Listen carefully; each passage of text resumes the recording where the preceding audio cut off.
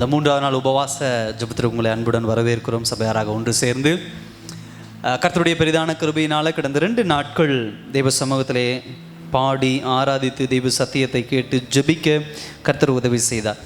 ஒவ்வொரு நாளும் ஒரு தலைப்பின் கீழே நாம் தியானித்து கொண்டு வருகிறோம். இன்றைக்கும் முக்கியமாக இன்றைக்கும் ஆராதனை ஜெபம் எல்லாமே எதை ஃபோக்கஸ் பண்ணி இருக்க போகுது அப்படின்னு சொன்னால் சபை நாம் கூடுகிற இந்த இடம். இந்த சபை அப்படின்னு சொன்னால் என்ன, முக்கியமாக சபையின் நோக்கம் என்ன, அதாவது இன்னைக்கு கொஞ்ச நேரம் நம்ம தியானிச்சுட்டு நம்ம சபைக்காக ஜெபிக்க இருக்க போகிறோம். ஒருவர் எடுத்து வாசிங்க, அப்போஸ்தலர் நடபடிகள் 2ஆம் அதிகாரம் 42வது வசனம். அப்போஸ்தலர் 2:42.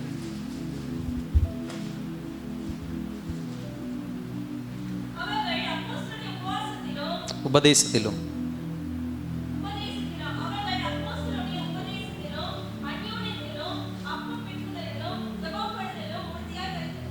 ஹல்லேலூயா. ஒரு சபையினுடைய நோக்கம் ஒரு 4 காரியங்கள் இதில் பார்க்குறோம். உபதேசம், அந்யோன்யம், அப்பம் பிக்குதல், ஜெபம் பண்ணுதல். ஹல்லேலூயா. இந்த 4 காரியத்திலே உறுதியாய் தரித்திருக்கிறது தான் சபை. இதுதான் சபையின் நோக்கம். இதற்காக தான் சபையை கர்த்தர் என்ன பண்ணார், வடிவமைத்தார்.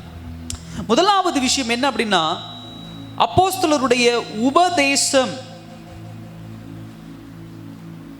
உபதேசம் அப்படின்னா தேவனுடைய சத்தியம். சபைக்கு ஏன் வாங்க, சபை ஏன் நம்ம கூடுறோம், சபைன்னு ஒன்று ஏன் கர்த்தர் உருவாக்கி வைத்திருக்கிறார் என்று சொன்னால், சத்தியத்திலே நிலை கொண்டு இருக்க, சத்தியத்தை இன்னும் அதிகமாக கற்றுக்கொள்ள, தேவனுடைய வார்த்தையிலே இன்னும் வலு பெற.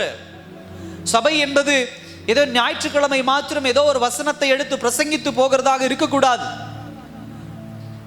சபை என்பது எப்பொழுதும் வேத வசனத்திலே ஜனங்களை அப்படியே மிதந்து கொண்டே இருக்க வைக்கணும். அதுக்காக தான் சில முயற்சிகள் நம்ம எடுக்கிறோம். வர முடியல அப்படின்னு பல காரணங்கள் நம்ம சொல்றதுனால ஆன்லைன்ல வேத தியானம் அப்படின்னு என்னால் முடிந்த சில காரியங்கள் நம்ம போடுறது உண்டு. ஆனால் எனக்கு ரொம்ப ஆசை இருக்கு, வாரத்தில் 3 நாட்கள் 4 நாட்கள் சபை நடந்துட்டு இருக்கணும். ஹல்லேலூயா. சாயந்தர நேரம், காலையில் நேரம் வேத வசனங்கள் இடைவிடாமல் பிரசங்கித்து கொண்டே இருக்கணும். சத்தியத்தை கொண்டு போய் மக்கள் இருதயத்தில் போட்டுக்கொண்டே இருக்கும். ஒரு நாள் வரும் கர்த்தர் அதற்குண்டான வாசலையும் திறப்பார். ஏன்னா வேத வார்த்தை, வேத சத்தியம் தான் இந்த உலகத்தை தேவனுடைய பிள்ளையாக நாம் நின்று ஜெயிக்க, இல்ல உறுதியாய் தரித்திருக்க நமக்கு உண்டான பலன். அது கிறிஸ்தவ வாழ்க்கையில தேவனுடைய வார்த்தை, அதுதான் நமக்கு உண்டான பலன். எபேசியர் புத்தகத்தில் பவுல் அழகா சொல்றாரு, 4ஆம் அதிகாரம் 14ஆம் வசனத்தில் சொல்றாரு, நாம் இனி குழந்தைகளா இராமல் மனுஷருடைய சூதும் வஞ்சகத்திற்கும் தந்திரமுள்ள போதகமாகிய பலவித காற்றினாலே அலைகளைப் போல அடிபட்டு அலைகிறவராய் இராமல் அன்புடன் சத்தியத்தை கை கொண்டு.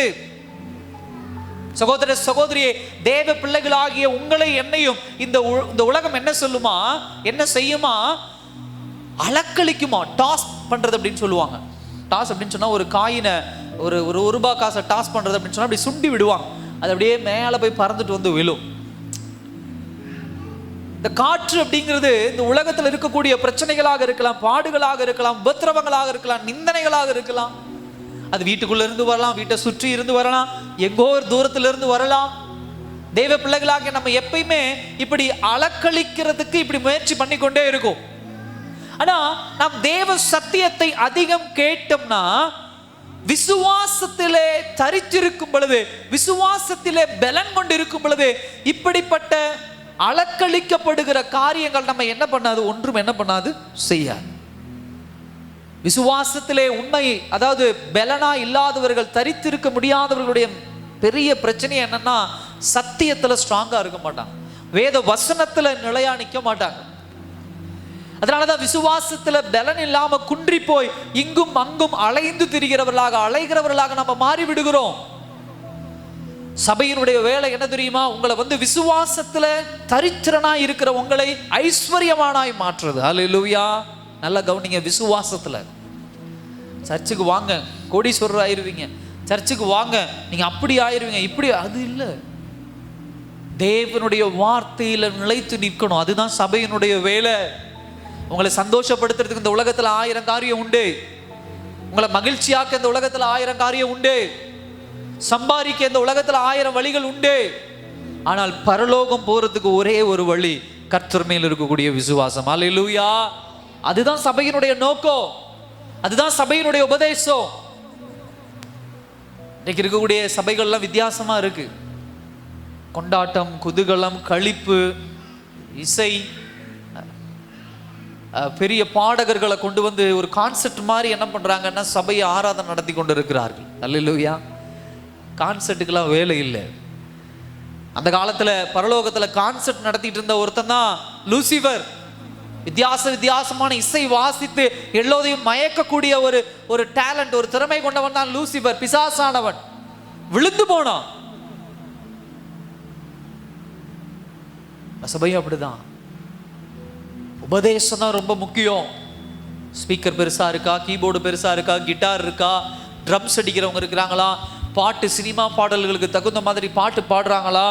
பாஸ்டர் நான் அப்படி ஒன்றும் பாட மாட்டேன், ஆனால் நான் போய் நின்று அப்படி கேட்கும்போது இனிமையா எனக்கு இருக்கணும், அது இல்லை. கீச்சு குரலா இருந்தாலும் சரி, பாட தெரியாமல் இருந்தாலும் சரி, ராகமே தெரியல பாஸ்டர் எனக்கு, நான் என்ன ததக்கா புதக்கா நான் பாடக்கூடிய ஒரு ஆளு அப்படின்னா, உங்க பாடலையும் என் பாடலையும் பக்கத்தில் இருக்கிற கேட்டு ரசிக்கிறதுக்கு நம்ம பாடல. அல்லேலூயா. தேவன் ரசிக்கிறதுக்கு. அல்லேலூயா. தேவனை ஆராதிக்கிறோம், அவர் பிரியப்படணும். உபதேசம் ரொம்ப முக்கியம், தேவ சத்தியம் ரொம்ப முக்கியம்.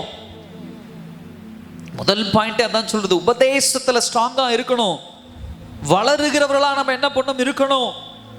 சகோதர சகோதரி, சபை என்பது ஒரு டூல்ஸ் மாதிரி, ஒரு கருவி மாதிரி.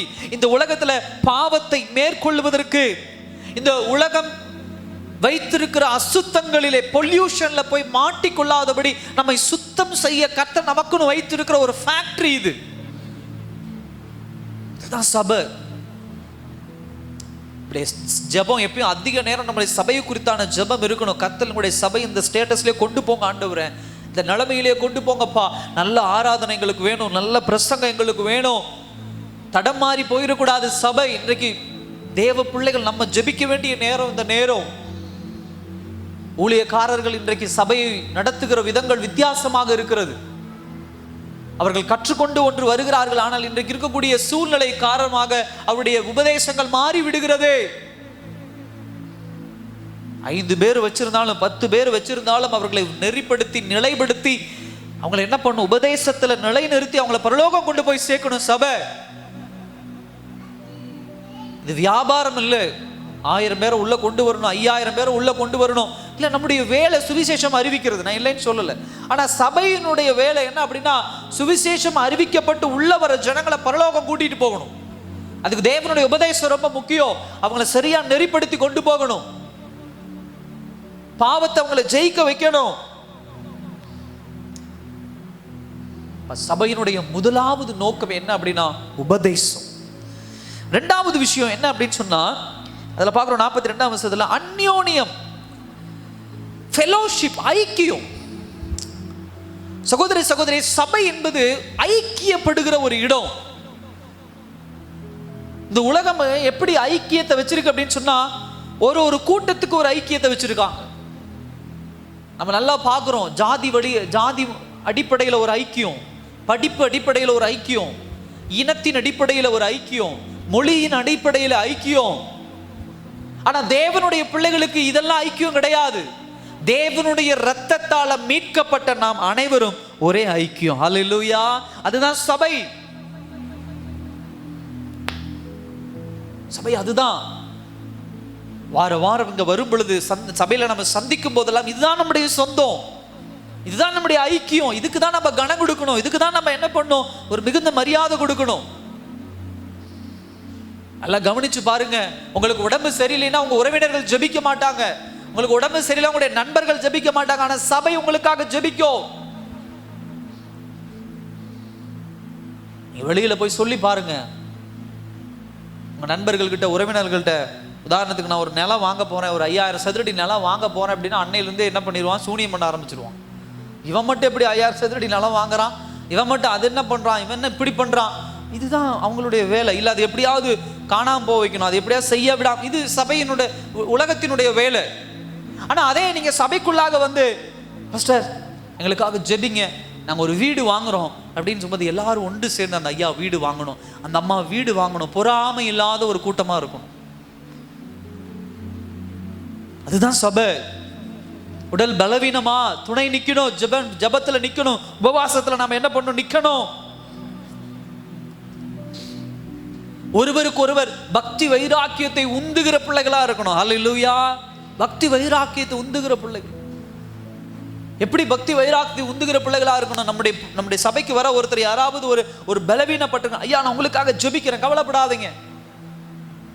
ஐயா உங்களுக்காக நான் இது பண்றது, கவலைப்படாதீங்க. அவங்களுக்கு பக்தி வைராக்கியத்துக்கு ஏதுவாக பேசணும். ஒரு பலவீனத்தோடு வராங்க, அவங்க குடும்பத்தில் ஒரு மிகப்பெரிய சண்டையில ஒரு கலக்கமா உட்கார்ந்து இருக்கிறாங்கன்னா, உலக மனுஷனை போல அவங்களை கேலி பண்றது கிண்டல் பண்றதா இருக்கக்கூடிய தேவ ஐக்கியம் உள்ள பிள்ளைகள் அந்த சண்டையில் அவங்க துவண்டு போய் இருக்கிறாங்க. அம்மா கவலைப்படாதீங்க, ஐயா கவலைப்படாதீங்க, கர்த்தர் நம்மோடு கூட இருக்கிறாருமா. இதுதான் பக்தி. ஜெபிங்கம்மா, வாங்க எங்க வீட்டுக்கு வாங்க, நம்ம ஜெபிக்கலாம், வாங்கம்மா ஐயா வாங்க நம்ம ஜெபிக்கலாம். இந்த பிரச்சனைக்காக நான் ஜெபிக்கிறேன், கவலைப்படாதீங்க, கர்த்தர் சுகம் கொடுப்பார். ஹாஸ்பிட்டலைஸ்டு ஆயிட்டாங்க சபையில, யாராவது ஒருத்தர் உடம்பு முடியாம ஹாஸ்பிட்டல் இருக்காங்க அப்படின்னா சொந்தக்காரங்களுக்கு தீ விரிச்சு ஓடுறோம். நான் சபையில யார் வந்து அவங்க சொல்லணும், அவங்க ஹாஸ்பிட்டல் இருக்கும் எந்திரிச்சுன்னு சொல்ல முடியாது, அவங்க குடும்பத்தில் யாராவது சொல்லணும், அப்படிலாம் பார்க்கக்கூடாது. அவங்க ஹாஸ்பிட்டலில் இருக்காங்க, உடம்பு முடியாமல் கிடக்குறாங்கன்னா முதல்ல நம்ம வீட்டில் அவங்களுக்காக ஜெபிக்கணும். ரெண்டாவது போக முடியும், அவங்கள பார்க்கக்கூடிய ஒரு சந்தர்ப்பம் உண்டு அப்படின்னு சொன்னால் கணவன் மனைவியா சேர்ந்து அவங்க போய் நின்று அவங்களுடைய உறவினர்கள் அவங்களுடைய பிள்ளைகளை பார்த்து, கவலைப்படாதீங்கம்மா, கர்த்தர் நம்மோடு கூட இருக்கிற, அம்மாவை குணப்படுத்திடுவார், ஐயாவை குணப்படுத்திடுவார், நாங்கள் அவருக்காக ஜெபிச்சுட்டு இருக்கிறோம் என்று சொல்லி ஒரு பக்தி வைராக்கியத்தை தூண்டி விடுகிற பிள்ளைகளாக என்ன பண்ண இருக்கணும். அல்லேலூயா. ரெண்டாவது, இந்த ஐக்கியம் என்பது ஒருவரை கனப்படுத்துகிற ஐக்கியமாக இருக்கணும். உலகத்தில் கனப்படுத்துகிறது போற இல்லை. என் ஜாதி அவனை நான் கனப்படுத்துறேன், சொத்து நல்ல பணக்காரவனை நான் கனப்படுத்துறேன், அவன் படிச்சவன் அவனை நான் கனப்படுத்துறேன், அவன் மேலானவன் அவனை நான் கனப்படுத்துறேன், அது இல்லை. கனம் அப்படிங்கிறது தேவ பிள்ளைகளுக்குள்ள எப்படி வரும் அப்படின்னு சொன்னா, நீங்களும் ஆண்டவருடைய பிள்ளை, நானும் ஆண்டவருடைய பிள்ளை. ஹல்லேலூயா. நீங்களும் ஐஸ்வர்யவான், நானும் ஐஸ்வர்யவான், நீங்களும் ஆபிரகாம் சந்ததி, நானும் ஆபிரகாம் சந்ததி. உனக்கு இந்த உலகம் கொடுக்கிற அடைமொழிகளை வைத்து கணத்தில் வேறுபாடு பார்க்க கூடாது. கனப்படுத்தணும். எப்படி கனப்படுத்தலாம்? உட்காருங்க, வாங்க, நில்லுங்க, கை கொடுக்கிறது, ஐக்கியப்படுறது, இதெல்லாம் ரொம்ப நல்ல ஒரு விஷயம். அவங்க திருமண காரியங்கள் மற்ற ஃபங்க்ஷன் கூப்பிட்டா முதல்ல போய் நின்று அவங்களுக்காக நின்று பேசுறது, இதெல்லாம் ரொம்ப நல்ல விஷயம் தான், கனம் கொடுக்கிறது. சபை எதிலெல்லாம் ரொம்ப கவனமா இருக்கணும். அடுத்தது, ஒருவருக்கு ஒருவர் புத்தி சொல்லுகிற, இன்ஸ்ட்ரக்ட் பண்ணுகிறவர்களா இருக்கணும் ஐக்கியத்துல. அம்மா இந்த காரியத்தை இப்படி செய்யாதீங்க, ஐயா அந்த காரியத்தை இப்படி செய்யாதீங்க, ஐயா இந்த வாகனத்தில் இந்த பிரச்சனை உண்டு, ஐயா இந்த விஷயத்தில் இந்த பிரச்சனை உண்டு, இந்த இடத்துல இந்த ப்ராப்ளம் உண்டு, இந்த இடத்துல இப்படிப்பட்ட காரியம் உண்டு, இல்லை இந்த விஷயத்தை இப்படி செய்யாதீங்க, இதுல தவறுகள் நடக்குது, இந்த விஷயத்தை இப்படி செய்யுங்க நல்லா இருக்கும். ஆலோசனை கொடுக்கிறது. அதை கேட்கிறவர்களும் முழு மனதோடு சொல்லணும், அதை சொல்றவங்களும் முழு மனதோடு சொல்லணும், கேட்கிறவங்களும் நீ யாரும் சொல்றதுக்கு நான் என்ன கேட்கணும் அப்படி மட்டும் மனசுல இருக்கக்கூடாது. ஐயா பிள்ளை எப்படி படிக்க வைங்க, ஐயா பிள்ளைகள் இந்த இடத்துல நான் பார்த்தேன், இந்த ஒரு தவறு நடந்திருக்கு அப்படின்னா உடனே அதுக்குண்டான ஒரு ரெமெடி எடுக்கணும், அதுக்குண்டான காரியம். ஒருவருக்கு ஒருவர் புத்தி சொல்லுகிறது. அப்படி புத்தி சொல்லும் பொழுதுதான் ஆண்டவருக்குள்ள இன்னும் பக்தி வைராக்கியம் தூண்டப்பட்டு தேவனுக்குள்ள ஒரு பக்தி உள்ள பிள்ளைகளா நம்ம வாழ முடியும். சபை அதுக்குதான். அதுக்காக ஒவ்வொரு வீட்டை குறை கண்டுபிடிச்சு அவங்கள குறை சொல்றது இல்லை, அதுக்கு சபை இல்லை. குறை சொல்றதுங்கிறது வேற, புத்தி சொல்லுகிறது ஆலோசனை சொல்லுகிறதுங்கிறது வேற. குறை சொல்ற மனப்பாங்க அது வேற. எப்ப பார்த்தாலும் குறை சொல்லிக்கிட்டு இது சரியில்லை அது சரியில்லை அப்படி இல்லை.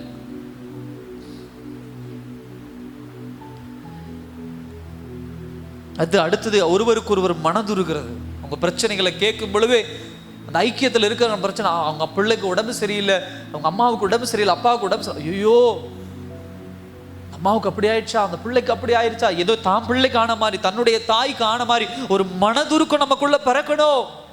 அவங்களுக்காக உபவாசம் இருந்து ஜெபிக்கணும். அடுத்தது, ஒருவரை ஒருவர் உந்தி தள்ளுகிற, தைரியப்படுத்துகிற ஐக்கியமா இருக்கணும். அல்லேலூயா.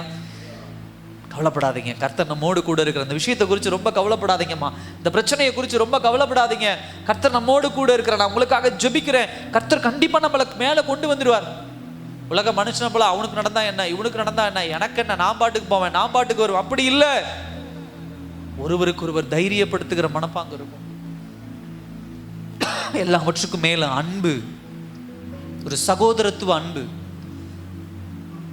ஒரு சகோதரி பார்க்குற ஒரு அன்பு. என்னுடைய தங்கச்சியை போல, என்னுடைய தாயை போல, என்னுடைய தகப்பனை போல சபையில் ஒவ்வொருவரையும் நான் பார்க்கணும். அதுக்குண்டான அன்பை நான் காட்டணும். இதுதான் உண்மையான ஐக்கியம்.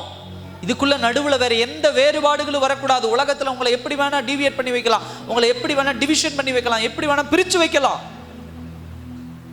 சபைக்குள்ள அப்படிப்பட்ட பாடு இருக்கக்கூடாது. மூணாவது ஒரு பாயிண்ட் என்ன சொல்றாரு, 42 சொல்லலாம், அப்பம் பிற்குதல். அப்பம் பிற்குதல் அப்படின்னு சொன்னா சபை என்பதனுடைய மூணாவது ஒரு மிகப்பெரிய நோக்கம் அப்படின்னு சொன்னா தேவனுடைய மரணத்தை நினைவு கூறுகிற இடம், தேவனுடைய ரத்தம் சிந்துதலை நினைவு கூறுகிற இடம், தேவனுடைய உயிர் தெழுதலை நினைவு கூறுகிற இடம். அப்பம் பிற்குதல் அதுதான் சபை. தேவனுடைய மரணத்தை நினைவு கூறணும். ஏன் கர்த்தர் தன்னுடைய சரீரத்தை ஒன்று சேர்ந்து எல்லாமே ஒரு அப்பமாக, தன்னுடைய ரத்தத்தை ஒரு திராட்சரசமாக மாற்றி அதை என்ன பண்றாரு, எல்லோரும் குடிக்கணும் ஒரே பாத்திரத்துல, ஒரே அப்பத்தை எல்லோரும் பிற்கணும்னு ஏன் ஆண்டவர் சொல்லியிருக்கிறார் அப்படின்னு சொன்னா எல்லோரும் ஒன்றுபடுவதற்காக. ஏன் கர்த்தர் ஒன்றுபட சொல்றாரு அப்படின்னா நாம் தேவனுடைய சரீரமா இருக்கிறோம். அல்லேலூயா. நமக்குள்ள பிரிவு இருக்கக்கூடாது. சபைக்கு ஏன் ஓடி வாங்க, தேவ சத்தியத்துக்கு ஏன் ஓடி வாங்க அப்படின்னு சொன்னா உலகத்துக்குள்ள போகும் பொழுது தேவனுடைய மரணத்தை நாம மறந்துடுவோம், தேவன் ரத்தம் சிந்துதலை மறந்துடுவோம், தேவனுடைய சிலுவை பாடுகளை மறந்துடுவோம். ஆனா தேவ ஆலயத்திற்குள்ள வரும் பொழுது, தேவ சத்தியத்தை கேட்கும் போது, தேவ வசனங்களை கேட்கும் போதெல்லாம் நமக்குள்ள வருகிற காரியம், ஐயோ எனக்காக கர்த்தர் மரித்து இருக்கிறாரே, என் தேவன் எனக்காக ரத்தம் சிந்தி இருக்கிறாரே, என் கர்த்தர் எனக்காக அவர் அடிபட்டு இருக்கிறாரே. ஆராதிக்கும் பொழுது, தேவனுடைய பாடலை உயர்த்தும் பொழுது இதெல்லாம் நமக்குள்ள ஞாபகம் வரணும். அது ரிமெம்பர், மறக்கவே கூடாது. அது எப்பொழுதும் நினைவுபடுத்தி கொண்டே இருக்கும். அல்லேலூயா. ஒரு சில விஷயங்கள் பாருங்க, இப்போ இங்கே இருக்கிற நம்ம அனைவருக்கும் சில விஷயங்கள் ஒன்றாவது, அதாவது நம்ம பிறந்த நாட்கள்ல இருந்து நிறைய விஷயங்கள் ஞாபகம் இருக்காது. ஆனால் ஒரு சில விஷயங்கள் 3 வயசுல, 5 வயசுல, 8 வயசுல நடந்த விஷயங்கள் ஞாபகம் இருந்துகிட்டே இருக்கும். 50 படம் 100 படம் பார்த்துருப்போம், அதெல்லாம் ஞாபகம் இருக்காது. ஆனால் ஏதோ ஒரு படம் ஞாபகம் இருக்கும், ஏதோ ஒரு சம்பவம் ஞாபகம் இருக்கும். ஏன் அப்படின்னு சொன்னால் அதை திரும்ப திரும்ப என்ன பண்ணி கொண்டு இருக்கிறது, பேசிக்கொண்டே இருக்கிறது. அது ஏதாவது ஒரு டைம் கிடைக்கும் போதெல்லாம் அதை சொல்றது. அதே போலதான் இயேசு கிறிஸ்துடைய மரணத்தை எப்பயுமே நினைவு கூறணும் அப்படின்னு சொன்னா எல்லா விஷயங்களிலும் அவரை நினைச்சுக்கிட்டே இருக்கணும். அவருடைய மரணத்தை நினைவு கூர்ந்து கொண்டே இருக்கணும், அவருடைய ரத்தத்தை நினைவு கூர்ந்து கொண்டே இருக்கணும், அவருடைய சரீரத்தை நினைவு கூர்ந்து கொண்டே இருக்கணும். அப்பம் பிற்குதல் அப்படிங்கிறது நம்ம எல்லோரும் ஒன்று சேர்ந்து அவருடைய சரீரத்தை எடுக்கிறது அப்படின்னு சொன்னா ஒரே சரீரமாக மாறுவது. சபை. இதற்காக தான் ஆண்டவர் தன்னுடைய ரத்தம் சிந்தி இந்த சபையை உருவாக்கி வச்சிருக்கிறார்.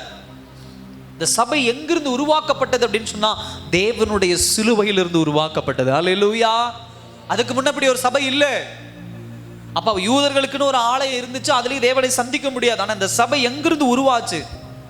இயேசு கிறிஸ்து மரித்த பிறகு. அல்லேலூயா.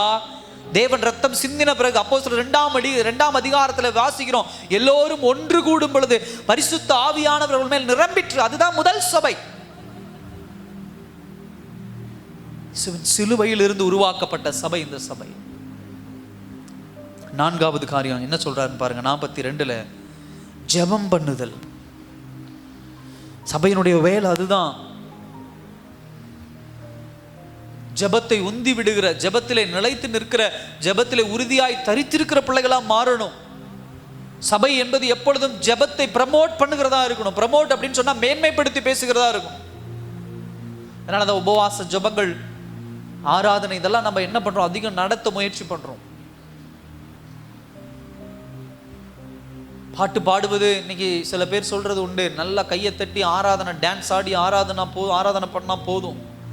வார ஒரு நாள் நல்லா ஜோக்கா அப்படியே சிரிச்சுக்கிட்டு நகைச்சுவையாக ஒரு அரை மணி நேரம் உட்காந்து சிரிச்சுட்டு போனால் போதும்.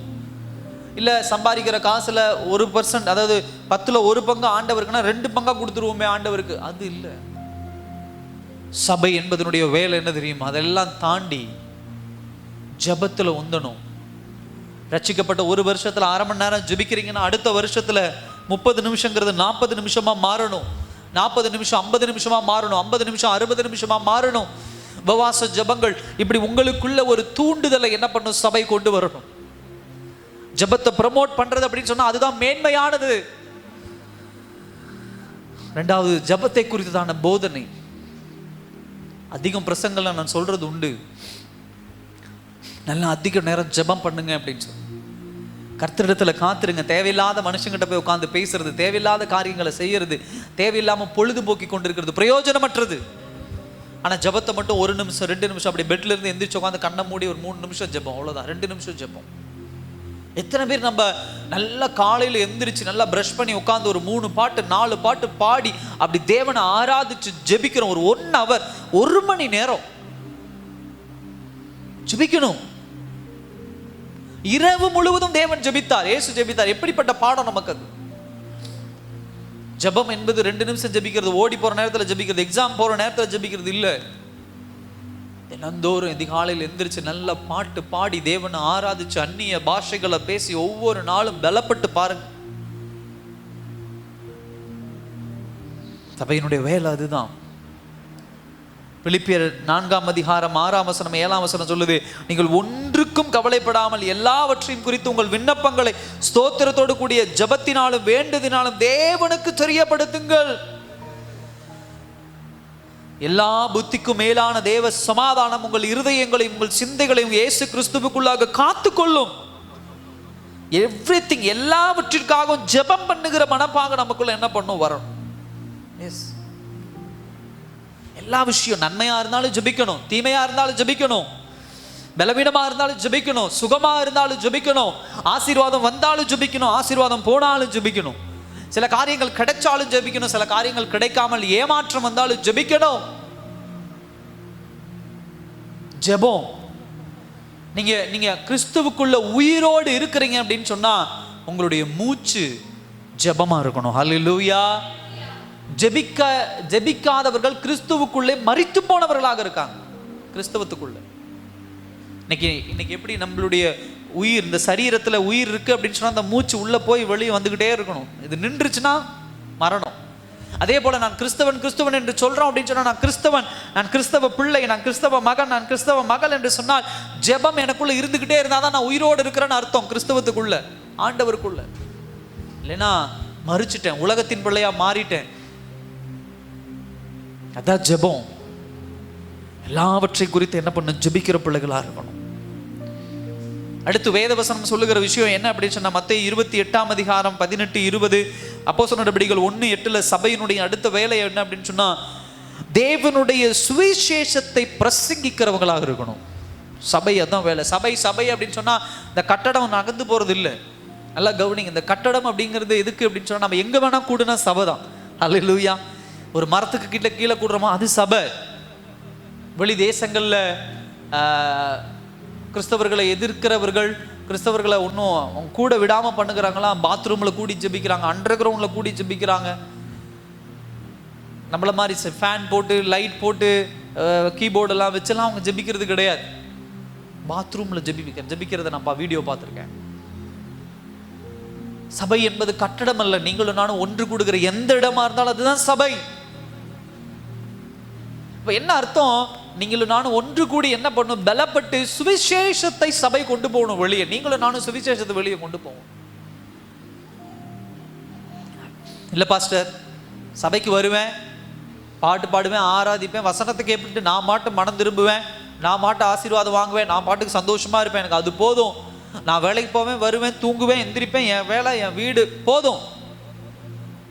அதுக்கு உங்களை என்னைய ஆண்டவர் இந்த ரட்சிப்புக்குள்ள கொண்டு வரல. ஹல்லேலூயா. உலகம் முழுவதும் போய் என்ன பண்ணுங்க? சுவிசேஷத்தை அறிவிங்க. ஹல்லேலூயா. கடவுள் எப்பொழுதும் உங்களை என்னையும் உங்க ஊருக்குள்ள மாத்திர சுவிசேஷம் அறிவி, உங்க வீட்டுக்குள்ள மாத்திர சுவிசேஷம் அறிவிக்கணும். நான் இல்லைன்னு சொல்ல. ஆனா கர்த்தர் ஒரு வார்த்தை கொடுக்கும், உலகம் முழுவதும். ஏன் அப்படின்னா நீங்களும் நானும் எப்ப எங்க போவோன்னு தெரியாது. ஹல்லேலூயா. திடீர்னு ஒருத்தர் பஸ் ஏறி இங்கிருந்து திண்டுக்கல் போவாங்க, திடீர்னு ஒருத்தர் பஸ் ஏறி இங்கிருந்து என்ன பண்ணுவாங்க? கோயம்புத்தூர் போறது உண்டு. திடீர்னு இங்கிருந்து ஒருத்தர் பஸ் ஏறி என்ன பண்ணுவாங்க? ஏதோ ஒரு ஊர், வெளி மாநிலம், ஆந்திரா போகிறோம், தெலுங்கானா போகிறோம், மத்திய பிரதேஷ் போகிறோம், எங்கேயோ ஒன்று போகிறோம். இன்னும் கொஞ்சம் மேலான ஒரு ட்ரெயினில் போகிறோம், ஹெலிகாப்டரில் போகிறோம், ஏரோப்ளைனில் போகிறோம். நம்மளுடைய வேலை எங்கே போனாலும், உலகம் முழுவதுங்கிறதுக்கு அதுதான் அர்த்தம். நீ எங்கே போனாலும் சுவிசேஷத்தை நீ என்ன பண்ணணும்? அறிவித்து கொண்டே இருக்கணும். ஹல்லேலூயா. பாஸ்டர், நான் எங்கேயுமே போகிறதில்ல, என்னுடைய எல்லையே பார்த்தீங்கன்னா எனக்கு இங்கேருந்து பஸ் ஸ்டாண்டு மாத்திரம் தான், நான் அதுக்கு மேலே என்னால் போக முடியாது. அது உங்களுடைய உலகம்னு வச்சுக்கோ. அது வரைக்கும் சுவிசேஷத்தை அறிவிங்க. அது வரைக்கும் தேவனுடைய நாமத்தை என்ன பண்ணுங்க? அறிவிங்க. உங்களுடைய நீங்க அறிவிக்கிற தேவனுடைய வார்த்தை, உங்களுடைய நற்கிரியைகள். சகோதர சகோதரி, நீங்களும் நானும் இந்த உலகத்துக்கு ஒரு லைட் ஹவுஸ் மாதிரி, கலங்கரை விளக்கு. கலங்கரை விளக்குனா என்ன அர்த்தம்? ஒரு கப்பல் வருது அப்படின்னு சொன்னா அந்த கலங்கரை விளக்குல இருந்து வெளியே வருகிற அந்த வெளிச்சம் அடையாளப்படுத்தி காட்டுக்குது, இங்க ஒரு துறைமுகம் இருக்குது, இந்த ஊர் துறைமுகம் இந்த இடத்துல இருக்குன்னு சொல்லி. அப்ப அவங்க போட்டை எப்படி, அந்த கப்பலை எப்படி ஓட்டிட்டு வருவாங்க? அந்த வெளிச்சத்துக்கு நேரா ஓட்டிட்டு வருவாங்க. லைட் ஹவுஸ் அப்படிமா, கலங்கரை விளக்கு. நீங்களும் நானும் அப்படித்தான். சபை என்பது அப்படித்தான். இந்த உலகத்திற்கு ஒரு வெளிச்சம் தேவனுடைய சத்தியத்துக்கு தான் இருக்குது, தேவனுடைய ரட்சிப்புக்கு தான் இருக்குது, பரலோகத்திற்கு உண்டான வழி இதுதான் அப்படின்னா அந்த உலகத்துக்கு அறிவிக்கிற லைட் ஹவுஸ் நீங்களும் நானும். அல்லேலூயா. சபையை அசால்ட்டா எண்ணிராதீங்க, தேவனுடைய சத்தியத்தை அசால்ட்டா எண்ணிராதீங்க. இதுதான் சபையினுடைய நோக்கம். கொரிந்து சபைக்கு பவுல் எழுதும்போது 1 கொரிந்தியர் 12ஆம் அதிகாரம் 12ஆம் வசனத்திலிருந்து 27ஆம் வசனம் வரைக்கும் பார்க்கும்போது நிறைய காரியங்களை சொல்றாரு. அதுல முக்கியமா தேவனுடைய சபை என்பது தேவனுடைய கரம், தேவனுடைய வாய், தேவனுடைய கால் என்று சொல்லி இந்த உலகத்துல பறந்து விரிந்து கிடக்கிறது அப்படின்னு சொல்றார். சகோதர சகோதரியே, தேவனுடைய சரீரமாக இந்த உலகத்துல நீங்களும் நானும் தான் இருக்கிறோம். உங்க சரீரத்தை எப்பயும் நீங்க கணக்கு வச்சுக்கோங்க. இது ஆண்டவருடைய கை, இது ஆண்டவருடைய கரம், இது ஆண்டவருடைய கால். என்ன செய்யும் இந்த உலகத்துல? இயேசு கிறிஸ்து இந்த பூமியில வாழும் பொழுது அவருடைய கரம் என்ன செய்தது? அவருடைய கால் என்ன செய்தது? அவருடைய கண்கள் என்ன செய்தது? அவருடைய வாய் என்ன செய்தது? அதுதான் நீங்களும் நானும். அவருடைய சரீரத்தின் அவயங்களா இருக்கிறோம். அல்லேலூயா. கர்த்தர் நமக்கு தலையாக இருக்கிறார். நீங்களும் நானும் அவருடைய சரீரத்தின் அவயங்கள். அதான் ஆண்டவர் சொல்றார், என்னை காட்டிலும் மேன்மையான அற்புதங்களை நீங்க செய்வீங்க. ஹல்லேலூயா. அதிசயங்களை செய்வீங்க. சபையை விழித்துக் கொள்ள வேண்டிய நேரம் இந்த நேரம். எல்லாரும் முழங்கால் படியிட முடிந்தவர்கள் முழங்கால் படியிடலாம் அந்த நாள்ல.